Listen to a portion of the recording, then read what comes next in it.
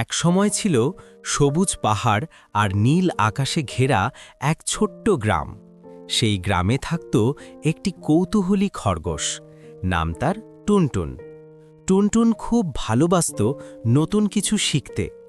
একদিন সে জঙ্গলে হাঁটতে হাঁটতে পেল একটি কাঁদতে থাকা ছোট্ট পাখি। পাখিটা বলল, আমি আমার বাসা হারিয়ে ফেলেছি।